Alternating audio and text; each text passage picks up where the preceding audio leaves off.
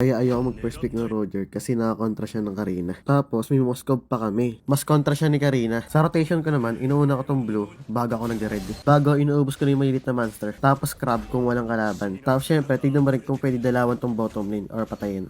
Kaso guys, mahirap. Kaya ginawa ko, pupunta na lang on top lane para tumulong doon. Ang kaso guys, namatay silang tatlo. Kaya inubos ko na lang tong mga minion. Tapos kinuha yung gold sa mid tower. Pero naabutan ako ng kalaban. Napagamit ako ng retry dito pantakas. Tapos ang lakas pa mga sabi dito ng Chu. Naka-all chat pa talaga yung chat niya na retry. Tapos nag-turtle siya dito kasi nga wala akong retry. Sakto cooldown ng retry ko. Ang kaso guys, hindi ko nakuha kasi nga mas malakas yung damage ng retry ni Karina dahil naka-season hunter siya. Kaya pwede na namin dito ibang camping niya. Pero hindi pa natapos yung clash. Nagpatuloy ito sa blue buff ng kalaban.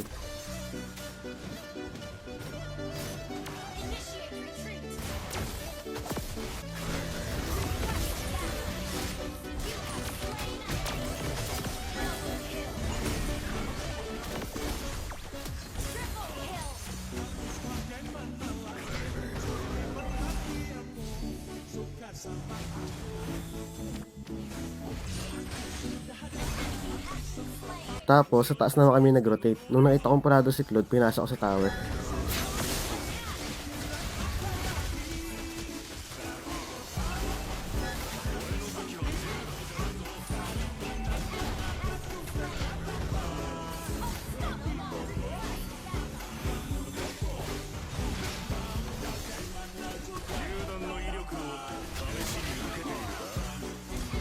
Tapos dito na-ambush kami ng kalaban, ayun, namatay ako. Pagkabuhay, pumunta agad ako on top, pero namatay din agad ako.